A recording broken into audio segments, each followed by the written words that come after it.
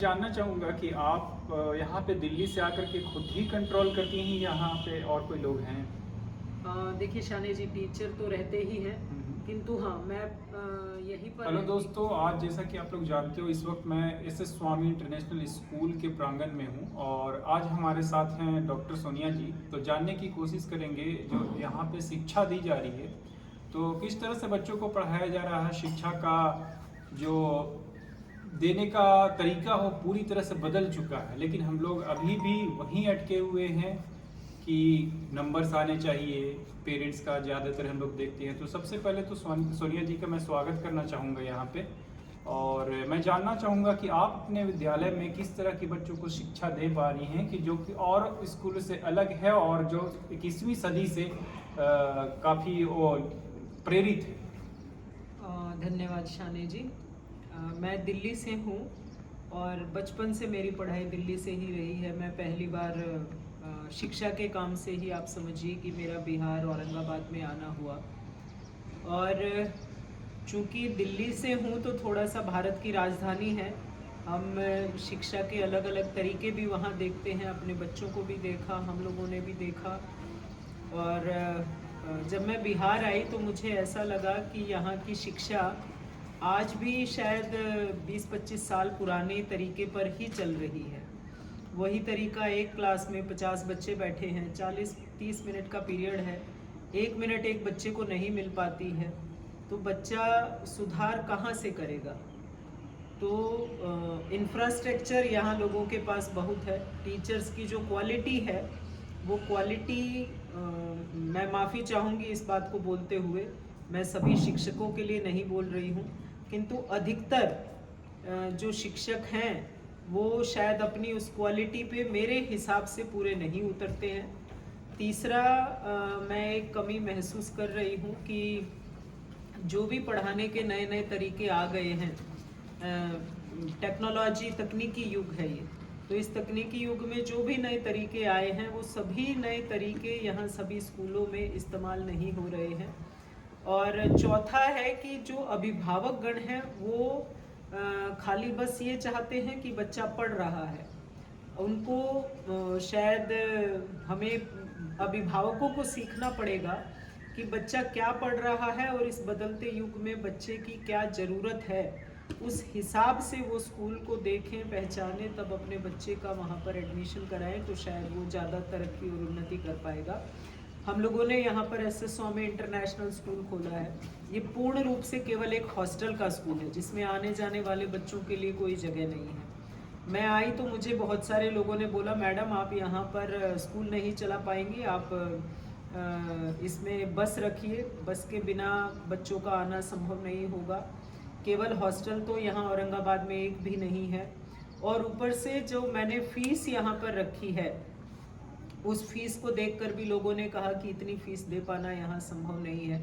मैं समझती हूँ ग्रामीण इलाका है और बहुत ज़्यादा संख्या हमारे किसान भाइयों की है, किंतु मैं ये भी जानती हूँ कि अब हर जगह का इंसान उतना शिक्षित हो चुका है, वो समझता है कि आज अगर वो अपने बच्चे की किसी चीज़ पे पैसा लगा सकता है तो वो केवल और केवल उसकी शिक्षा है, जो उसको कई गुना आगे मल्टीप्लाई करके उसका बच्चा उसको देगा और हमारे भारत को देगा।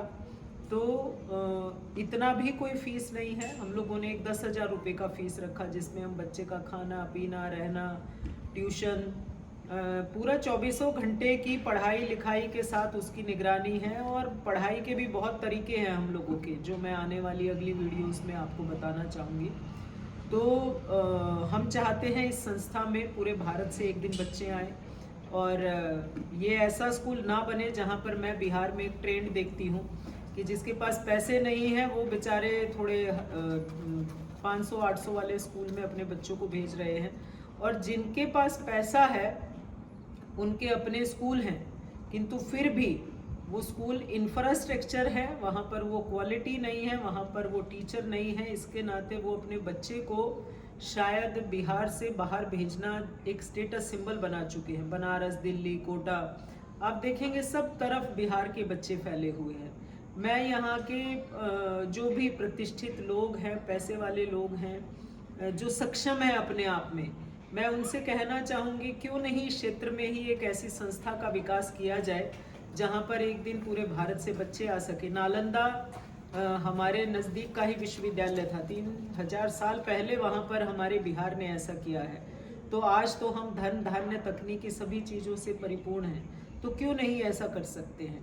तो मैं भी दिल्ली से इसी उसमें आई हूँ कि मैं यहाँ पर एक ऐसा विद्यालय बनाऊँ जहाँ पर बच्चे पूर्ण रूपेण शिक्षित रहें, उनको किसी कोचिंग के लिए बाहर नहीं जाना पड़े, किसी चीज़ के लिए उन्हें ये नहीं सोचना पड़े कि ये हमारे क्षेत्र में नहीं है, इस चीज़ की कोई तैयारी नहीं है, अच्छे शिक्षक नहीं हैं, हम बाहर जाएं। हम सभी शिक्षक बाहर से रखते हैं और जितने ज़्यादा से ज़्यादा रिसोर्सेज हो सकते हैं वो रखते हैं बच्चों को एक ही टॉपिक को समझाने के लिए।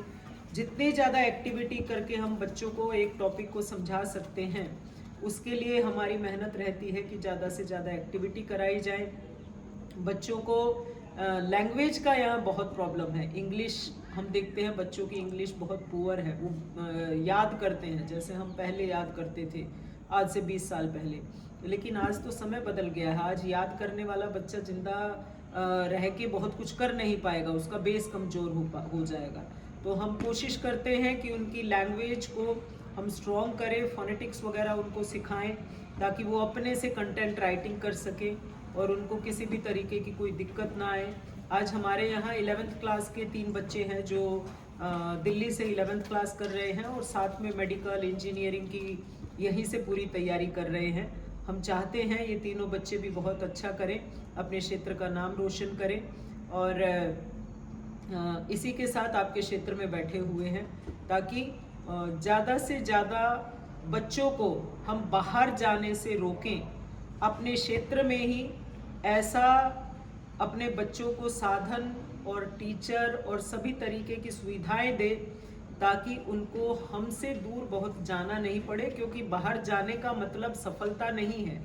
यदि हम सोचें कि दिल्ली कोटा बनारस जाने से मेरा बच्चा सफल हो गया, तो जिन्होंने अपने बच्चों को भेजा है वो इस बात से बहुत अच्छे से वाकिफ़ हैं कि उनमें से सफल कितने लोग हुए हैं। हाँ, 2-3% जो बच्चा है वो गॉड गिफ्टेड बच्चा है, जो भारत के गांव से भी IAS और बड़ी बड़ी कंपनी के CEOs निकल के आते हैं, वो गॉड गिफ्टेड बच्चे हैं। लेकिन एक एवरेज ग्रुप है, वो एवरेज बच्चा बेरोजगारी की संख्या बढ़ा रहा है, वो एवरेज बच्चा दिल्ली कोटा बनारस जाके नहीं बन सकता है। उस एवरेज बच्चे को बनाने के लिए हमें बचपन से उसका बेस मजबूत बनाना पड़ेगा। बेस मजबूत बना के हर क्लास के हिसाब से जो उसकी ज़रूरतें हैं, उसका जो डेवलपमेंट है, उन पे हमें जोर देना पड़ेगा। तो इसी उद्देश्य के साथ हम लोग यहाँ SS स्वामी इंटरनेशनल केवल हॉस्टल के स्कूल में बैठे हैं और इसी तरीके से हम अपने बच्चों को यहाँ तैयार भी करते हैं। जी, जैसा कि आपने बताया कि यहाँ की जो फ़ी है वो 10,000 रुपये है और मैं जहाँ तक जानता हूँ बिहार के क्षेत्र में, मैं जहाँ तक गया हूँ सभी ज़िलों में लगभग स्कूलों की जो हॉस्टल रखते हैं जी, उनकी फ़ी 6,000 से लेकर 8,000 9,000, किन्हीं स्कूलों में 10-11,000 भी है। तो ये ज़्यादा फ़ी नहीं है, लेकिन ये आपके आप अभिभावक को कैसे समझाना चाहेंगे कि ये फ़ी ज़्यादा नहीं है, आप दूसरे स्कूलों में भी 8,000 7,000 6,000 दे रहे हैं, तो ये कैसे समझाना चाहेंगे? क्योंकि हमारे अभिभावकगण तो देखते हैं कि आपके पास तो बच्चे कम हैं और 10,000 चार्ज कर रहे हैं। जी, मैं बहुत अच्छा सवाल किया आपने।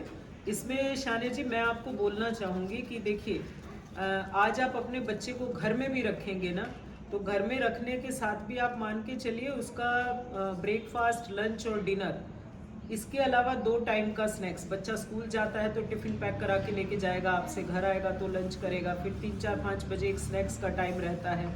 ये 5 टाइम का मील जब आप उसे देंगे एक ग्लास दूध के साथ, तो मैं समझती हूँ कि बहुत ज़्यादा जब आप तरीके से चल पा रहे हैं ना, जो मैं यहाँ पर देख रही हूँ, तो उसमें आपका 4,000 रुपया मिनिमम टू मिनिमम निकल जाता है। 1,000 रुपया है आप बच्चे के हाउसकीपिंग के लिए है, आप बर्तन वाली रखेंगे, बिजली वाला रखेंगे, हाउसकीपिंग है, बच्चे के धुले हुए कपड़े हैं। 1,000 रुपया हमने मिसलेनियस इसके लिए रखा। हमने 2,500 रुपये मात्र एक फ़ीस रखी है स्कूल की, जो जनरली आप देखेंगे कि स्कूलों में फ़ीस होती है, केवल मात्र 2,500 रुपये की फ़ीस रखी है। उसके बाद बच्चा जब स्कूल टाइम पूरा कर लेता है 1-1.5 बजे के बाद, तो हम तकरीबन 2 बजे से लेकर रात 8 बजे तक इस बीच हमारा जो है 5 घंटे का एनी हाउ बच्चे के साथ एक पढ़ाई का रूटीन रहता है। 4 से 5 घंटे हम अवश्य देते हैं, जिसको आप बोल सकते हैं कि जो बच्चा घर पे रह रहा है वो ट्यूशन पढ़ता है। ट्यूशन वाला कोई भी आएगा तो आपसे 2 घंटे ट्यूशन पढ़ाने के लिए एक अच्छा ट्यूशन वाला जो टीचर रहेगा ना, वो 2-2.5-3 हज़ार रुपये अवश्य ही लेगा। तो हम इसमें तकरीबन 2,500 रुपये हम इस चीज़ के लगा कर चलते हैं। और इसके अलावा मैं समझती हूँ कि डिजिटल का फ़ी हमने बिल्कुल नहीं जोड़ा है, अकोमोडेशन का चार्ज हमने जोड़ा ही नहीं है ना। और बहुत सी चीज़ें ऐसी हैं जिनका हमने चार्ज जोड़ा ही नहीं है। ये तो केवल एक बेसिक ऐसा अमाउंट हम लोग ले रहे हैं जिसमें केवल बच्चे का खर्चा हम चाहते हैं कि वो अपना निकाल पाए कैसे भी, पूरे तरीके से एक अच्छी क्वालिफिकेशन देने के लिए बच्चे को। ये पैसा बहुत ही कम है जो अपने बच्चों को पढ़ा रहे हैं बनारस और दिल्ली वगैरह, उन लोगों को मालूम है कि ये 10,000 रुपया कुछ है ही नहीं। आपके बच्चे का खाना पीना, रहना, ट्यूशन, पढ़ाई और एक अच्छी गारंटी के साथ कि जहाँ पर हम बोलते हैं आपके बच्चे को हम कुछ बना कर भेजेंगे, हम आपके बच्चे को कोटा, बनारस या किसी भी चीज़ के लिए बाहर तैयारी के लिए जाने की आपके बच्चे को आवश्यकता ही नहीं पड़ेगी। तो उस हिसाब से मैं समझती हूँ 10,000 आज के समय में कुछ है ही नहीं, बहुत महंगाई है। हमारी सरकार की महंगाई की चर्चा बार बार होती जा रही है, तो बड़ा एक नॉमिनल सा अमाउंट हम लोगों ने 10,000 का रखा गया है जी। अभिभावक यहाँ पे आते हैं तो सबसे पहला जो नज़र पड़ता है आपके बिल्डिंग पे पड़ता है जी, जो कि अभी सिर्फ एक सिंगल नीचे में रूम बने हुए हैं। तो अभिभावक तो ये जानना चाहेंगे कि ये अभी तो पूरी तरह से बिल्डिंग तैयार नहीं है, हमारा बच्चा इंफ्रास्ट्रक्चर वेल कंस्ट्रक्टेड होना चाहिए बिल्डिंग आपका, तो उस तरह का कुछ नहीं है। वहाँ पे वो लोग हिचकते हैं कहीं ना कहीं अपने बच्चे को देने के लिए। तो वहाँ पे कैसे सेटिस्फाइड करना चाहेंगी आप अपने पेरेंट्स को, आप अपने अभिभावकगणों को क्या बोलना चाहेंगी? देखिए, इंफ्रास्ट्रक्चर अच्छा होना बहुत अच्छी बात है, किंतु अगर इंफ्रास्ट्रक्चर नहीं है तो उससे अच्छी पढ़ाई नहीं होगी, ऐसा मैं कतई नहीं मानती हूँ। मैं समझती हूँ हमारे पुराने गुरुकुल हुआ करते थे, उनमें कुटिया होती थी तो उसमें बच्चे पढ़ते थे। हमारे पास जैसा कि आप देख रहे हैं, मैं अपनी बिल्डिंग में इनको बोलना चाहूँगी, आप एक बार मेरे स्कूल का फ़ोटो आप थोड़ा सा दिखाएं। तो हमारे पास मैं समझती हूँ कि नाना करते इतना एरिया है और इतने कमरे हैं कि जितने बच्चे अभी हमारे पास हैं या जिनको हम लाना चाह रहे हैं, वो अभी आज की तारीख में उनके रहने की, उनके खेलने कूदने की, पढ़ाई की पूर्ण रूप से व्यवस्था है। अगर मैं आज ही पूरा इंफ्रास्ट्रक्चर बना दूंगी तो जाहिर सी बात है मेरे ऊपर भी पैसे का दबाव आएगा। मैं भी सोचूंगी कि क्वालिटी मेंटेन नहीं की जाए, जैसे तैसे करके स्कूल भरा जाए और स्कूल भरने के चक्कर में वो क्वालिटी ख़त्म हो जाएगी। हम चाहते हैं बच्चा शिक्षक से सीखता है, बिल्डिंग से बच्चे को सीखना नहीं होता। बिल्डिंग उसके लिए एक माध्यम है जहाँ उसको बैठना है, जहाँ उसको सोना है। वो पूर्ण रूप से सारी की सारी सुविधाएं यहाँ दी गई हैं। जैसे जैसे बच्चे बढ़ेंगे उसी हिसाब से आगे हम कंस्ट्रक्शन और इंफ्रास्ट्रक्चर का काम आगे बढ़ाएंगे। अभी बिल्कुल ही आवश्यकता नहीं है। अभी हम 100 बच्चों के रहने की आराम से, हमारे पास 100-150 बच्चों की व्यवस्था है कि हम इधर और अपनी दूसरी बिल्डिंग में उनको आराम से रख सकते हैं जी। एक चीज़ जानना चाहूँगा, जैसा हम लोगों ने रिसर्च किया है बिहार के स्कूलों पे जी, और तो यहाँ पे जितने भी प्राइवेट स्कूल चल रहे हैं तो लगभग सभी स्कूलों का यही हाल है कि वहाँ पे पेरेंट्स जो हैं फ़ी सबमिट नहीं करते हैं। लगभग 60-70% कहीं फ़ी आती है, कहीं 50% आती है। तो मैं जानना चाहूँगा आपसे भी कि आपके जो भी पेरेंट्स हैं यहाँ पे सब फ़ी दे देते हैं या उसमें भी आप लोगों के स्कूल में भी कुछ ऐसा फेस करने को मिल रहा है? नहीं, मैं शाने जी अपने सारे ही पेरेंट्स का इस चीज़ के लिए बहुत बहुत धन्यवाद करना चाहूँगी कि मुझे फ़ीस के लिए कोई भी परेशानी नहीं होती है। 1 से 10 का हमारा टाइम पीरियड होता है और 10 तारीख तक मेरे सारे ही पेरेंट्स अपनी पूरी फ़ीस जमा कर देते हैं। देखिए, जहाँ पर संतुष्टि होगी तो वहाँ पर आपकी ड्यूटीज़ अलग हैं, पेरेंट्स की ड्यूटीज़ अलग है। मैं हमेशा अपने अभिभावकों को बोलती हूँ कि आपके ऊपर एक ही भार दिया है, समय पर अपने बच्चे का खर्चा पहुँचाना। बाकी तो सब भार हमने ले ही लिया है। मैं बोलती हूँ आपने अपना बच्चा मुझे दे दिया, आप आराम से सो जाइए, मैंने आपकी चिंता ले ली, आप चिंता मत कीजिए। तो मैं यही बात उनको समझाती हूँ और मैं दिल से धन्यवाद करना चाहूँगी अपने अभिभावक गणों का कि आज तक मुझे किसी ने भी फीस के लिए बिल्कुल ही परेशान नहीं किया। पूरा 100% फीस 1 से 10 के बीच में मेरे स्कूल में बहुत अच्छे से पहुँचा। मैं जानना चाहूँगा कि आप यहाँ पे दिल्ली से आकर के खुद ही कंट्रोल करती हैं, यहाँ पे और कोई लोग हैं? देखिए शाने जी, टीचर तो रहते ही हैं, किंतु हाँ मैं यहीं पर रहती हूँ। जब छुट्टियाँ होती हैं तो मैं दिल्ली जाती हूँ, क्योंकि मेरा वास्तव में जान बसी हुई है इस संस्था में। मैं चाहती हूँ कि इस क्षेत्र को मैं एक ऐसा यहाँ के लोगों की मदद से एक ऐसी शिक्षा संस्थान दे पाऊँ जो कल को भारत में अपना एक नाम बना सके। तो मेरी पूरी कोशिश रहती है कि मैं अधिक से अधिक समय अपने बच्चों के साथ, अपने टीचर्स के साथ यहाँ पर व्यतीत करूँ। एक प्रश्न रहेगा मैम आपसे कि जितने भी विद्यालय यहाँ पे काम कर रहे हैं हॉस्टल बेस्ड, तो वो कहीं ना कहीं एक प्रॉपर रूटीन रखते हैं बच्चों के लिए, और ज़्यादातर विद्यालय में मैंने देखा है कि कंपटीशन की भावना बच्चों के अंदर रहती है। नेतरहाट, नवोदय और भी बहुत तरीके के एग्जाम की तैयारी कराते हैं, और जो कि मैथमेटिक्स और साइंस पे ही ज़्यादातर फोकस कराते हैं जी। तो आपका विद्यालय किस तरह से चल रहा है? किस सब्जेक्टिव से ज़्यादातर देखा जा रहा है? मैथ, साइंस, इंग्लिश, हिंदी, या और भी कुछ आप लोग करा रहे हैं? कुछ बताना चाहेंगे? हाँ, मैं इस बारे में आपको बोलना चाहूँगी कि देखिए, हमारे पास, मैं बिहार की बात करूं तो मुझे लगता है 100 में से 1.5 से 2% नौकरियां हैं हमारे पास। सब बच्चे तो सरकारी नौकरियों में नहीं जा सकते हैं। और जहां तक आप जिन शिक्षण संस्थानों की बात कर रहे हैं, ऐसा नहीं है कि उनमें जाने के बाद आपको गारंटी मिल गई कि मेरा बच्चा अब कुछ बन ही गया। हम आपके बच्चे को एक वो स्किल देते हैं। आप समझिए, स्किल की बहुत महत्वपूर्ण है हो गई है आज। नौकरी करने के लिए आप अपने बच्चे को तैयार करना चाह रहे हैं, या आप उसके हाथ में एक ऐसी स्किल दे रहे हैं कि वो आने वाले समय में अपने साथ में कुछ लोगों को रोजगार दे सके। तो हम यहाँ से वो बच्चा तैयार करना चाहते हैं जो आने वाले समय में कुछ बच्चों को रोजगार दे सके। हाँ, कुछ बहुत अच्छे बच्चे जो पढ़ाई में बहुत अच्छे हैं, जिनका झुकाव उस तरफ है, वो जाएं अपने देश की सेवा में, सरकारी नौकरियों में और इन चीज़ों में जाए, तो हम उस तरीके से भी तैयारियां कराते हैं। कैरियर के लिए हमारे यहाँ 6 क्लास से कैरियर काउंसलिंग के लगभग 300 स्किल कोर्सेज हम लोगों ने बच्चों की जानकारी के लिए बनाए हुए हैं। जितनी ज़्यादा बच्चे को जानकारी रहेगी कि मैं जर्नलिज्म में जा सकता हूँ, मैं हाउस कीपिंग में बना सकता हूँ, मैं किसी और दूसरे सब्जेक्ट में बना सकता हूँ, तो वो उतना ही ज़्यादा दिमाग खुला होने पर निर्णय लेना उसके लिए आसान हो जाएगा। तो 6, 7, 8 ये 3 क्लासेस में हम पूरे तरीके से अपने बच्चों की कैरियर काउंसलिंग में लगभग 300 तरीके के कोर्सेज की जानकारी देते हैं। उनके पेरेंट्स को बताते हैं कि आपके बच्चे का झुकाव इस तरफ है, आप अगर इसको इधर डायरेक्शन में मोड़ेंगे, इस डायरेक्शन में आगे देंगे, तो आपका बच्चा सफल रहेगा। और हम उसी क्षेत्र में फिर उसकी तैयारियां शुरू करा देते हैं। बच्चों के स्वास्थ्य के लिए कुछ करा रहे हैं यहाँ पे? बच्चों के जैसे सुबह में उठकर योगा, मेडिटेशन, ऐसा होता है यहाँ? जी, यहाँ आप मान के चलिए कि बहुत ज़्यादा ठंड थी तो हम लोगों ने 15 दिन के लिए बच्चों को रोका है। नहीं तो सुबह 5 बजे बच्चे उठ जाते हैं। योगा, मेडिटेशन, रनिंग, एक्सरसाइज सुबह भी होती है और शाम को भी होती है। हमने स्पेशली एक अपनी गाय रखी है, गाय का दूध बच्चों को दिया जाता है। सब्जियां कुछ उगा रहे हैं, वही सब्जियां हम अपने बच्चों के लिए इस्तेमाल करते हैं।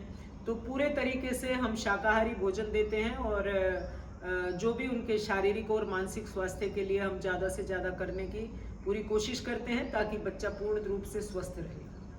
आपके बच्चे जो पूर्णतः आवासीय विद्यालय आप बता रही हैं, तो बच्चे तो यहाँ पे एक सेल्फ सेंट्रिक हो जाएंगे, जितने भी बच्चे यहीं पे रह जाएंगे तो ये अगर दूसरे लोगों से नहीं मिले, क्योंकि समाज में बहुत तरीके के लोग हैं। कुछ इंजीनियर अच्छे हैं, कुछ डॉक्टर अच्छे हैं, कुछ IPS अच्छे हैं, तो यहाँ पे उन बच्चों के साथ कुछ लोग इंटरेक्ट करने के लिए आते हैं, ऐसा क्या है? हम लोग अपने यहाँ पर लीडरशिप समिट कराते हैं, और उस लीडरशिप समिट में हम बड़े अलग अलग डिपार्टमेंट से लोग, जो भी बड़े लोग हैं उनको बुलवाने की कोशिश करते हैं। हमारे DM साहब हो गए, DGP सर हो गए, और बड़ी NTPC कंपनी है, उनसे हमने कभी किसी को इनवाइट कर लिया, कभी, मतलब जितनी अलग अलग फील्ड से हम लोगों को यहाँ बुलवाने की भी कोशिश करते हैं। और हमने कुछ ऐसे प्रोजेक्ट बना रखे हैं जिनके तहत हमारा बच्चा मार्केटिंग में जाता है, लोगों से मिलता है और बात करता है। एक्सपोजर हम ज़्यादा से ज़्यादा देने की कोशिश करते हैं पढ़ाई के साथ, ताकि बच्चा एक इंट्रोवर्ट नहीं रहे, एक्सट्रोवर्ट भी हो, प्लस उसका IQ लेवल ज़्यादा से ज़्यादा रेज हो। इन चीज़ों पे हमारा पूरा फोकस रहता है। एक लास्ट क्वेश्चन रहेगा आपसे मैम कि बच्चे जो हैं आजकल सबसे बड़ी चीज़ है कि 99% बच्चे परसेंटेज लाने वाले वो किसी के सामने कुछ बोल नहीं पाते हैं जी। तो क्या कारण रहता है? आप कुछ ऐसा कर रही हैं जो आपके बच्चे 60-70% भी ला करके कुछ अच्छा कमाल कर रहे हैं? देखिए, मैं समझती हूँ कि स्कूलों में बच्चे कुछ घंटों के लिए जाते हैं, उन पर उस कुछ घंटों में स्कूल का सिलेबस ही ख़त्म कराने का दबाव रहता है, क्योंकि हमारे साथ चौबीसों घंटे बच्चे रहते हैं, तो हमें पूरे तरीके से हमारे पास बहुत समय रहता है बच्चे के ऊपर काम करने के लिए। आप हमारे फेसबुक में जाके देखेंगे हमारी वीडियोज़, तो हमारे ज़्यादातर बच्चों की वीडियोज़ हैं कि किसी न किसी टॉपिक पे हमारा बच्चा आपको बोलता हुआ दिखेगा। इससे 2-3 चीज़ें होती है। बच्चे का एक कैमरे के सामने डर भी खुलता है, बच्चा अपनी बात बड़ी अच्छे तरीके से रखता है, उसका कॉन्फिडेंस भी बढ़ता है ना? और जो दूसरी लोगों तक अपनी बात को वो अच्छे तरीके से पहुंचा भी पाता है। जी। और फाइनली मैं ये जानना चाहूँगा कि कितनी आयु के बच्चे यहाँ पे आ सकते हैं, क्योंकि होता है कि हॉस्टल में ज़्यादातर पेरेंट्स का मैंने देखा कि 9-10 या 6 के ऊपर के ही बच्चे को पेरेंट्स ज़्यादा तवज्जो देते हैं कि उनको भेजना है, तो आपके यहाँ किस तरह का है? देखिए, अभी हमारी जो शिक्षा नीति आई है वहाँ पर हमारी सरकार ने 3 साल के बच्चे को भेजने की बात की है कि भाई उनको पढ़ाई शुरू करा दो आप, क्योंकि आज बच्चा तकनीकी युग में पैदा हो रहा है, पैदा होते ही हाथ में मोबाइल आ जाता है और 2 साल के अंदर वो बहुत कुछ जान लेता है, क्योंकि दिमाग तो बहुत तेज है ना? तो उसका बचपन में जो विकास है, अगर उस विकास को सही गति मिल जाती है तो आगे हमारा काम बहुत आसान हो जाता है। तो मैं जनरली अपने पेरेंट्स को यहाँ बोलती हूँ कि 4 साल का आपका बच्चा हो तो आप भेज दीजिए, जबकि मैं बिहार में आने के बाद एक चीज़ देख रही हूँ कि यहाँ 8 साल 9 साल तक बच्चे को सोचते हैं कि अभी तो ये छोटा है, 10-11 साल का हो जाएगा तो इसको हम पहली दूसरी क्लास में भेजेंगे। हमारे दिल्ली में ऐसा सिस्टम नहीं है। दिल्ली में हमारा बेस उनका मजबूत बनाने के लिए बहुत जोर रहता है, लोग प्ले स्कूल्स में और उनमें अपने बच्चों को रख देते हैं। तो यहाँ पर भी मैं लोगों से कहना चाहूँगी, आज के बच्चे उम्र में 4 साल से ही बड़े होने शुरू हो जाते हैं, तो 4 साल में आप उन्हें हमारे साथ रख सकते हैं। हम उनके लिए पूरी यहाँ पर नैनी रहती हैं जो उनका ध्यान रखती हैं, उनका कपड़े चेंज करना, खाना पिलाना, सब कुछ, और उनका बेस हम धीरे धीरे फिर बहुत अच्छा मजबूत बन जाता है। आगे आपके बच्चे को 3-4 साल बाद पढ़ाई वढ़ाई में कोई भी दिक्कत नहीं आती है। जी। तो जैसा कि देख रहे थे आप लोग, डॉक्टर सोनिया जी काफ़ी अच्छे से एक्सप्लेन कर रही थी वो यहाँ पे दिल्ली से आकर क्या कर रही हैं उसके बारे में पूरा बताया। और मैं चाहता हूँ कि आप लोग एक बार विजिट करने ज़रूर आइए स्कूल को, और देखने के लिए कि किस तरह से पढ़ाई जितना वो बता पा रही हैं तो उस तरह से बच्चों को दिया जा रहा है कि नहीं, क्योंकि बच्चों से मिलने के बाद, यहाँ आने के बाद ज़्यादा पता चलेगा, क्योंकि वीडियो तो वीडियो है सिर्फ। और इस जगह आने के लिए आपको मैं बता दूं, ये शिरीष चरण रोड में स्थित है, बारून औरंगाबाद में। तो बारून आपको ज़्यादा नहीं जाना है, बीच में ही एक शिरीष गांव है, वहीं से एक रोड मुड़ा है जो कि चरण महादेवा की तरफ जाता है। बस उस जीटी रोड से आपको 300-400 मीटर आगे आना है, बस बाएं साइड में आपको स्कूल है। इस वीडियो को देखने के लिए थैंक यू सो मच। धन्यवाद।